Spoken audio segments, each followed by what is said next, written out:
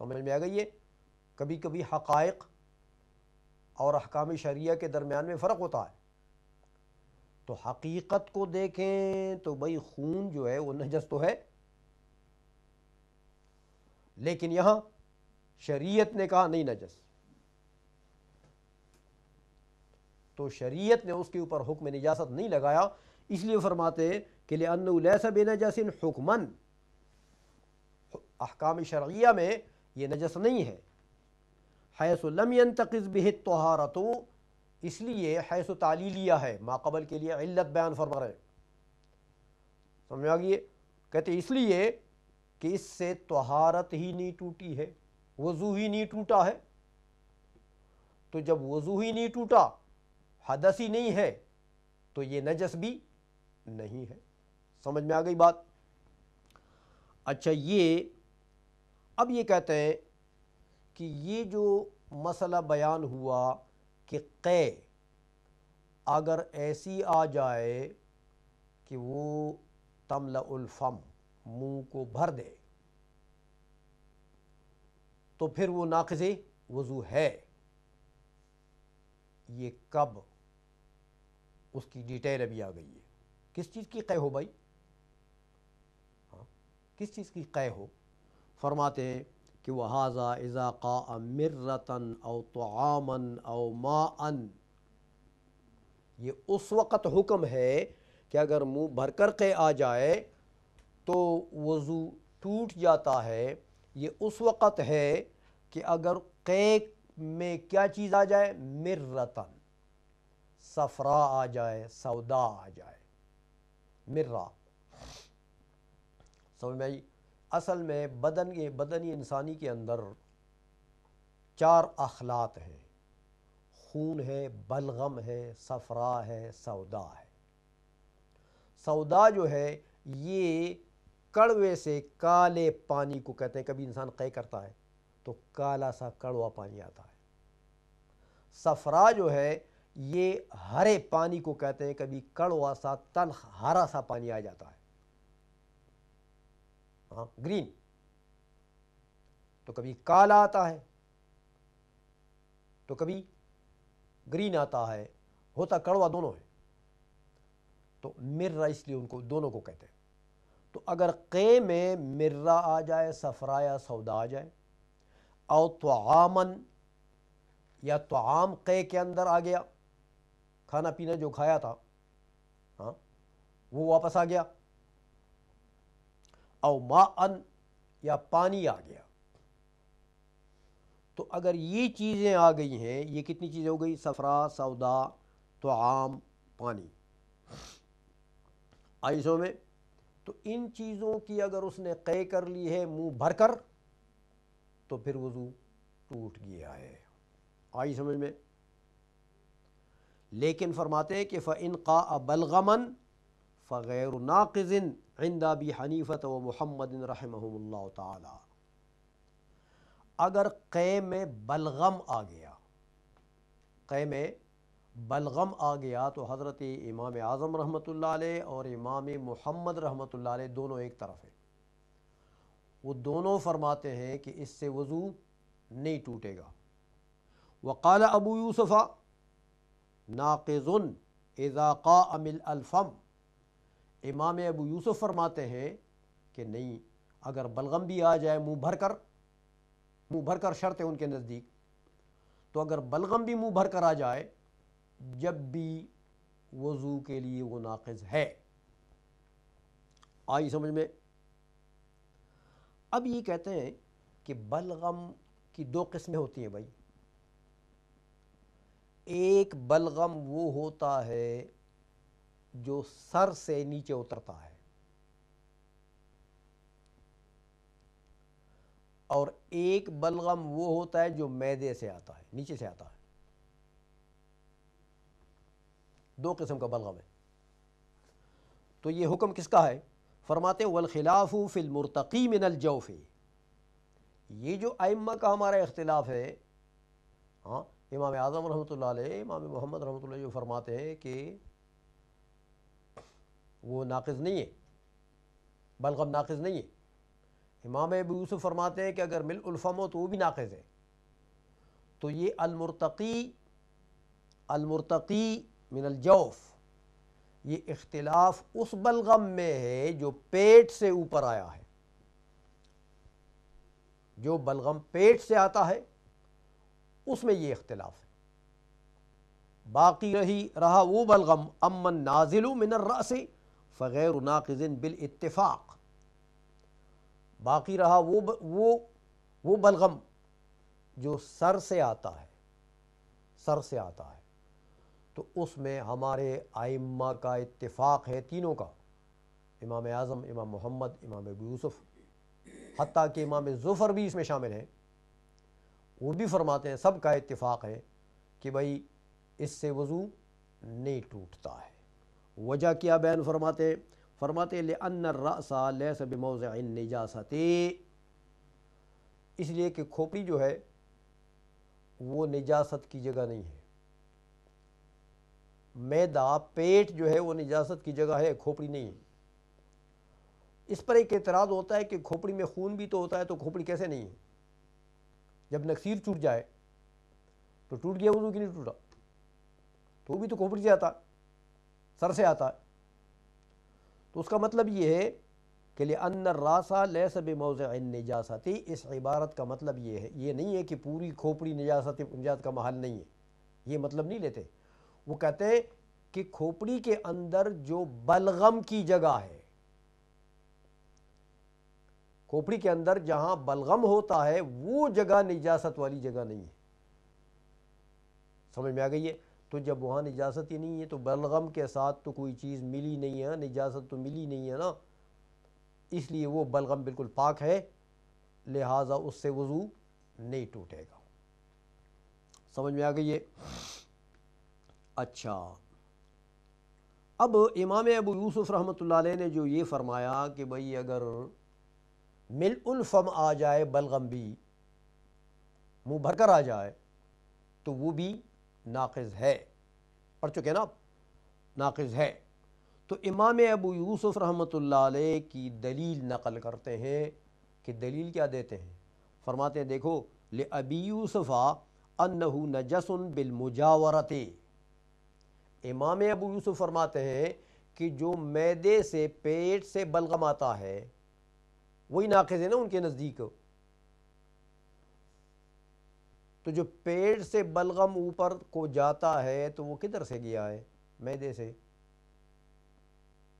تو معدے میں تو نجاست پڑی ہوئی ہے، تو وہ بلغم جو ہے اس نے ٹچ ضرور کیا ہے نجاست کو. وہ بلغم ایسی جگہ سے آیا ہے کہ جو نجاست کے مرکز سے وہ آیا ہے،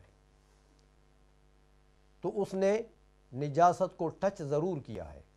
اس لیے امام ابو یوسف فرماتا ہے اگر منہ بھر کر آ جائے تو بس وہ بھی ناقض ہے، اور چونکہ نجاست کو اس نے ٹچ کیا ہے لہٰذا وہ نجس ہے.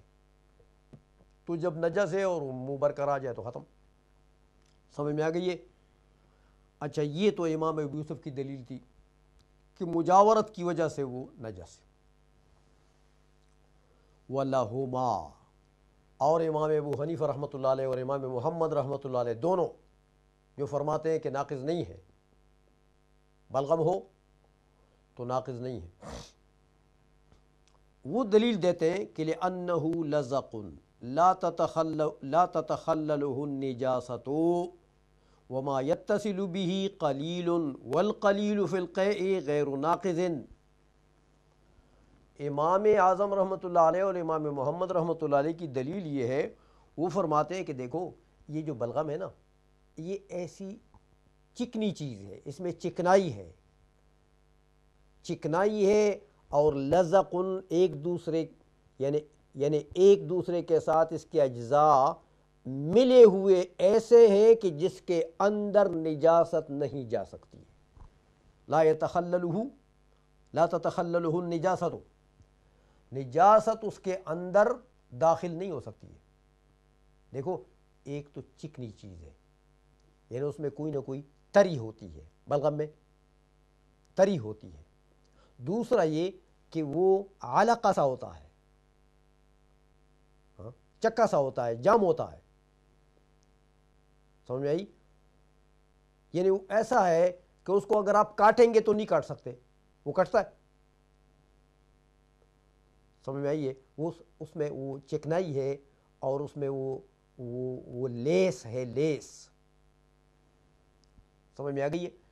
تو جب لیس ہے اس کے اندر اور چکنائی ہے تو اس کے اندر نجاست نہیں داخل ہو سکتی، پسل جائے گی نجاست، اگر آ بھی گئی نجاست تو اوپر سے پسل جائے گی اس کے، یا یہ پسل جائے گا اس کے اوپر، لیکن اس کے اجزاء کے اندر، بلغم کے اجزاء کے اندر نجاست داخل نہیں ہو سکتی ہے، سمجھ میں آ گئی ہے؟ باقی آپ کہتے ہیں کہ یار امام ابو یوسف نے فرمایا کہ چونکہ وہ وہاں معدے سے آیا ہے لہٰذا کچھ نہ کچھ تو لگا ضرور ہوگا، نجاست کچھ نہ کچھ لگی ضرور ہوگی، تو ہم کہتے ہیں کہ وما یتصل بہ قلیل، چلو فرض کرو لگ بھی گئی نجاست، لگ بھی گئی، چلو تو کتنی لگے گی؟ وہ تو قلیل ہے نا، اور والقلیل فی القیء غیر ناقض، پڑھ چکے ہیں کہ قلیل قے اگر ہو تو وہ چاہے نجاست کی قے ہو تو وہ بھی ناقض نہیں ہے، جب ملء الفم نہ ہو تو وہ تو ناقض نہیں۔ اس لیے امام ابو حنیفہ رحمۃ اللہ علیہ اور امام محمد رحمۃ اللہ علیہ نے فرما دیا ہے کہ بھائی یہ بلغم اگر معدے سے آتا ہے تو یہ ناقض وضو نہیں ہے۔ آئی سمجھ میں؟ اچھا، اب اور آگے چلاتے ہیں اس کو، یہ تو قے کی بات تھی، بلغم کی۔ آگے فرمایا کہ وَلَوْ قَاءَ دَمًا وَهُوَ عَلَقٌ يُعْتَبَرُ فِيهِ مِلْءُ الْفَمِ لِأَنَّهُ سَوْدَاءٌ مُحْتَرَقَةٌ، فرماتے ہیں کہ اگر اس نے خون کا قے کیا، کسی نے خون کا قے کیا، قے میں خون آ گیا، ہاں اچھا، وَهُوَ عَلَقٌ، اور خون ایسا ہے کہ وہ جمع ہوا ہے، علق جمع ہوا ہے، تو کہتے ہیں یعتبر فیہ ملء الفم، اس میں بھی منہ بھر کر کا اعتبار ہوگا، بھرے منہ کا اعتبار ہوگا۔ اگر منہ بھرا ہے تو ناقص، منہ بھرا نہیں ہے تو نہیں، کیوں؟ اس لیے فرماتے کہ لأنه سوداء محترقة وإن كان مائعا فكذلك عند محمد اعتبارا بسائر انواعه، اس لیے فرماتے ہیں کہ اصل میں یہ جو آپ کو خون نظر آیا لوتھڑا سا جمع ہوا خون، تو یہ حقیقت میں خون نہیں ہے، یہ سودا ہے، کالا سا ہے نا جمع ہوا، تو یہ سودا ہے، لیکن سودا محترقہ ہے، یعنی وہ سودا جو ہے وہ بدن کی زیادہ گرمی کی وجہ سے جل جاتا ہے، سمجھ میں آئی؟ تو جم جاتا ہے، پھر جم جاتا ہے، تو یہ وہی سودا ہے جو محترقہ ہے۔ تو جب سودا ہے تو سودا کا حکم آپ پہلے مر وغیرہ کا پہلے پڑھ چکے۔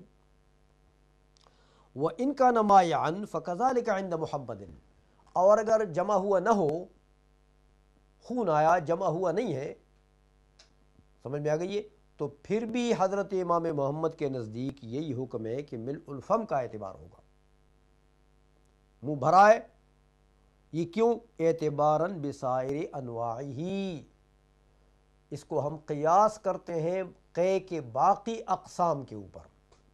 دیکھیں آپ، مرہ ہے، طعام ہے، پانی ہے، صفرا سودا ہے، سب میں کیا شرط تھی؟ ملء الفم۔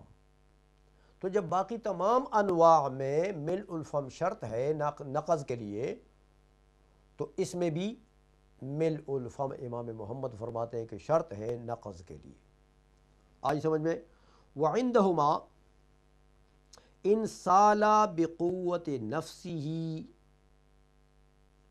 ان سالا بقوت نفسه ينقض الوضوء وان كان قليلا لأن المعدة ليست بمحل الدم فيكون من قرحة في الجوف وعندهما، اور شیخین، حضرت امام محمد کا قول تو نقل ہو گیا نا پہلے، اب آپ کے پاس امام ابو یوسف اور امام محمد رہ گئے شیخین۔ عندہما سے ضمیر ان کی طرف آجے، وہ دونوں کیا کہتے ہیں کہ اگر مائع ہو تو امام محمد نے تو فرما دیا، لیکن شیخین فرماتے ہیں کہ ان سالا بقوت نفسی، کہ اگر وہ مائع خون ہے، بہنے والا خون ہے، نرم خون ہے، لو تھوڑا نہیں ہے، تو اگر اپنی قوت سے وہ بہہ جائے، اپنی قوت سے بہہ جائے تو ینقض الوضوء، وضو کو توڑ دے گا۔ وَإِنْ كَانَ قَلِيلًا، اگرچہ تھوڑا ہو، لیکن اگر اب خود بخود بہہ جاتا ہے تو بس وہ وضو توڑ دے گا۔ لِأَنَّ الْمِعْدَةَ لَيْسَتْ بِمَحَلِّ الدَّمِ، کیونکہ یہ جو خون آیا ہے قے میں، یہ تو معدے سے آیا ہے نا، تو معدہ تو دم کی جگہ نہیں ہے، خون کی جگہ نہیں ہے، معدے میں خون تو نہیں ہوتا، معدے میں تو طعام ہوتا ہے، باقی بلغم ولغم، سمجھ میں آئی، باقی چیزیں ہوتی ہیں، خون تو معدے میں نہیں ہوتا۔ تو جب خون نہیں ہوتا ہے تو پتہ لگا کہ فَيَكُونُ مِنْ قُرْحَةٍ فِي الْجَوْفِ، پتہ لگا کہ یہ خون جو آیا ہے یہ کسی پھنسی پھوڑے سے آیا ہے، پیٹ کے اندر، پیٹ کے اندر کوئی پھوڑا پھنسی ہے جس سے یہ خون آیا ہے، سمجھ میں آ گئی ہے؟ تو اس لیے حکم اس کا یہی ہوگا، تو کہ ناقض ہوگا اگر اپنی قوت سے بہہ جائے تو۔ وآخر دعوانا ان الحمد للہ۔ اعوذ باللہ من الشیطان الرجیم، بسم اللہ الرحمن الرحیم۔ معزز ناظرین و حاضرین، گزشتہ درس میں چونکہ یہ بات چلی آ رہی ہے کہ وضو کن کن چیزوں سے ٹوٹ جاتا ہے،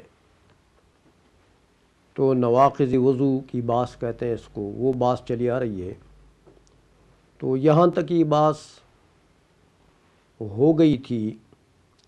آج وہ نیا مسئلہ جہاں سے چلنا ہے وہ یہ ہے کہ صاحب ہدایہ جو مسئلہ لیتے ہیں کہ وَلَوْ نَزَلَ مِنَ الرَّاسِ إِلَى مَا لَانَ مِنَ الْأَنْفِ نَقَضَ الْوُضُوءُ بِالاتفاق، یہاں سے پہلے تک بات ہو گئی تھی۔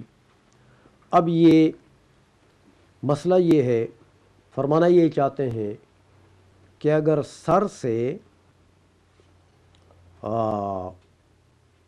اتر آئے یہ جو خون وغیرہ یا کوئی نجاست، تو وہ سر کی طرف سے اگر آ جائے، اتنا آ جائے کہ الی ما لان من الانف، کہ ناک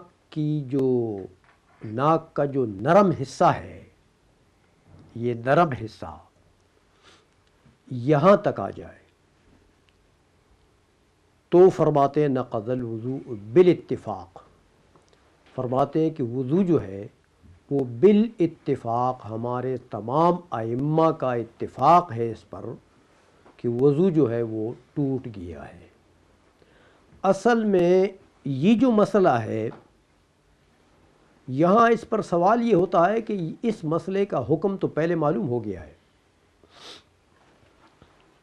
جب ابتداء میں مصنف نے یہ فرمایا تھا کہ وَالدَّمُ وَالْقَيْحُ اِذَا خَرَجَا مِنَ الْبَدَنِ فَتَجَاوَزَا إِلَى مَوْضِعٍ يَلْحَقُهُ حُکْمُ التَّطْہِیر،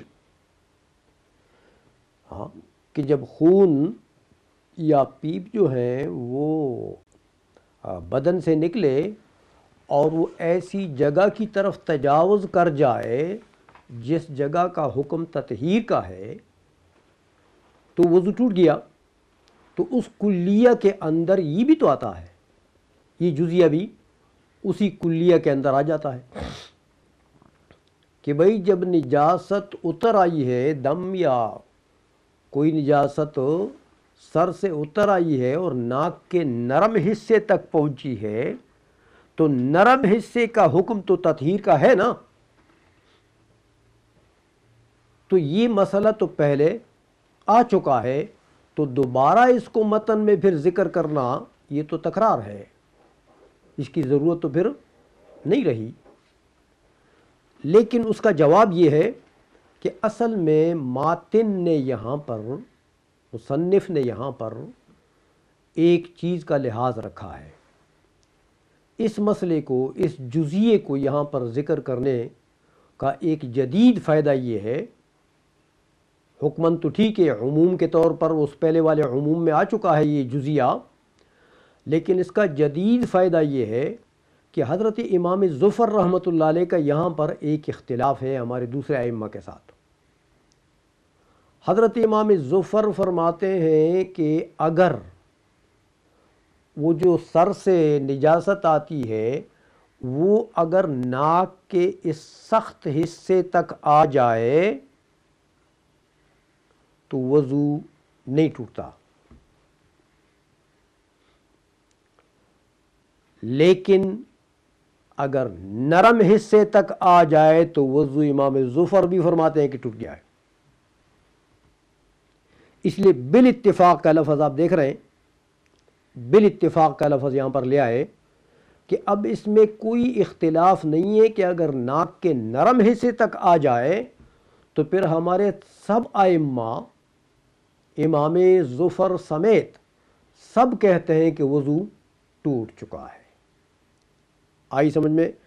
اور اس لیے بات وہی ہے کہ یہ اسی حکم کے اندر ہے، عموم کے اندر کے لیے وصولی ہی الی موضع یلحقہ حکم التطہیر، کیونکہ وہ نجاست وہ پہنچ گئی ہے ایسی جگہ تک جس کا حکم تطہیر والا ہے، تو فیتحقق الخروج، لہذا نجاست جو ہے وہ خارج ہو گئی، ظاہر نہیں ہوئی صرف بلکہ اس کا خروج ہو گیا ہے.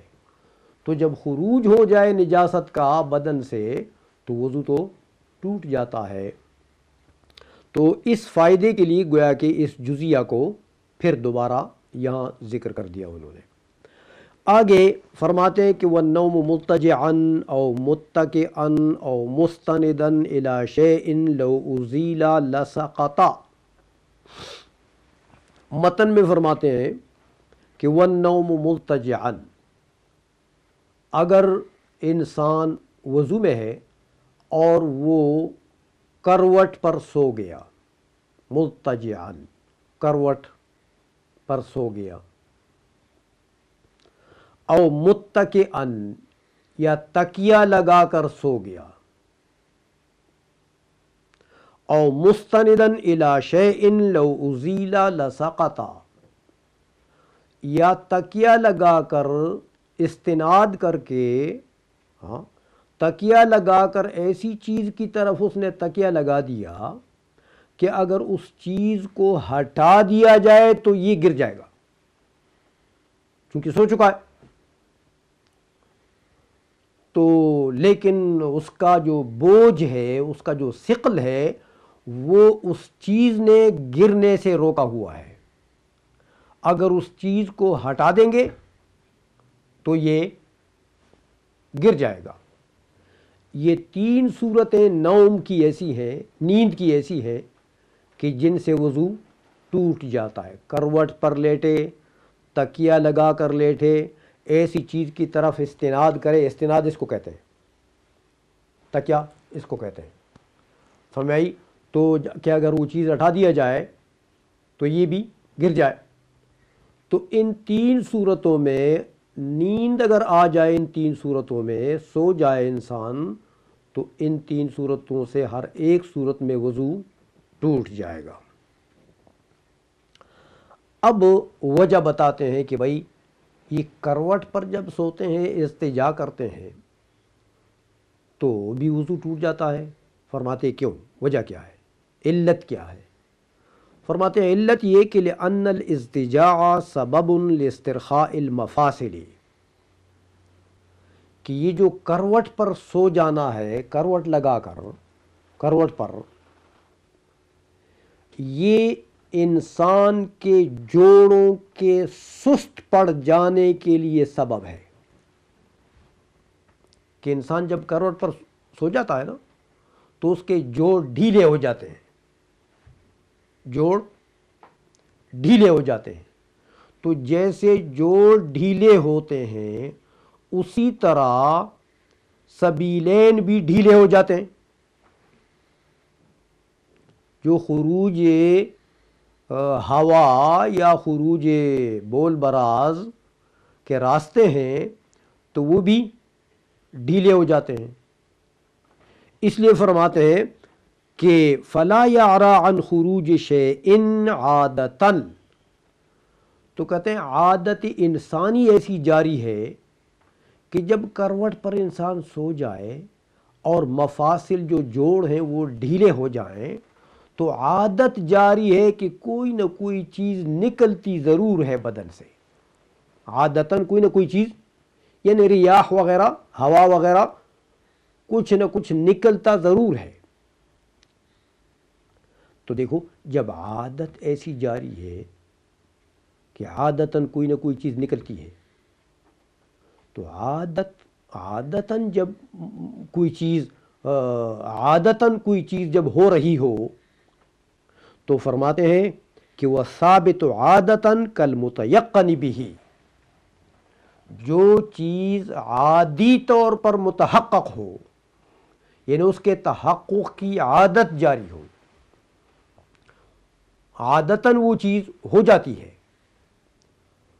تو کہتے ہیں شرعی احکام میں اس پر یقینی چیز کا حکم لگ جاتا ہے، کالمتیقن بھی۔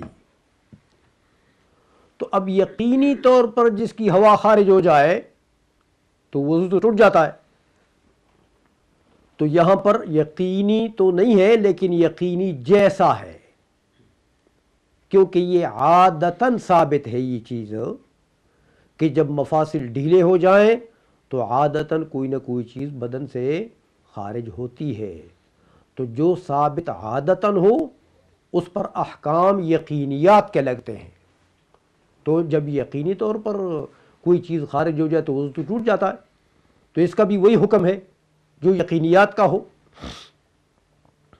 بات سمجھ میں آ گئی ہے؟ اس لیے کروٹ پر اگر کوئی شخص سو جاتا ہے تو اس کی تو علت یہ ہے کہ استرخاء مفاصل ہو جاتا ہے۔ آئی سمجھ میں؟ باقی رہی یہ بات کہ اگر تکیہ لگا کر کوئی شخص سو جاتا ہے تو بھی وضو ٹوٹ جاتا ہے۔ فرماتے ہیں کہ وہ کیوں؟ دیکھو کہتے والاتکاء یزیل مسقط الیقظۃ لزوال المقعد عن الارض ويبلغ الاسترخاء في النوم غایتہ بهذا النوع من الاستناد۔ اور دیکھو کہ جب تکیہ انسان لگا جاتا ہے تو تکیہ لگانے سے جاگنے کی وجہ سے جو بدن پر کنٹرول ہوتا ہے،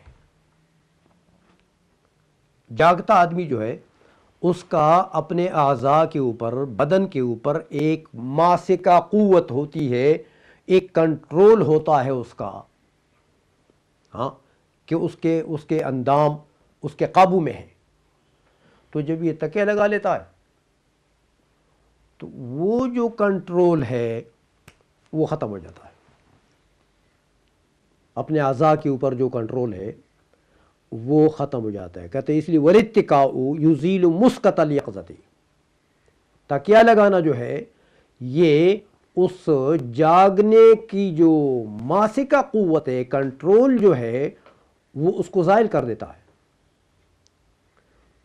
تو جب کنٹرول نہ رہا اعضاء کے اوپر، لزوال المقعد عن الارض، کہ تکیہ میں عموماً ایسا ہوتا ہے کہ مقعد جو ہے، مقعد کہتے ہیں بول براز کے راستے کو، ہاں، تو وہ راستہ جو ہے وہ زمین سے ہٹ جاتا ہے، یعنی انسان جب تکیہ لگاتا ہے تو سورینوں کے اوپر پیچھے زور آ جاتا ہے، لیکن وہ جو اصل خروج کی جگہ ہے وہ زمین کے اوپر تو نہیں چسپان رہتی، وہ راستہ کھل جاتا ہے. تو جب وہ راستہ ایک تو راستہ کھل گیا، دوسرا کنٹرول بھی نہیں رہا. سمجھ میں آ گئی ہے؟ تو عادتاً کوئی نہ کوئی چیز نکلے گی. سمجھ میں آ گئی ہے؟ یہ تو تکیہ کی بات ہو گئی ہے. باقی رہی وہ استناد کی کہ اگر ایسا ٹیک لگا دیا،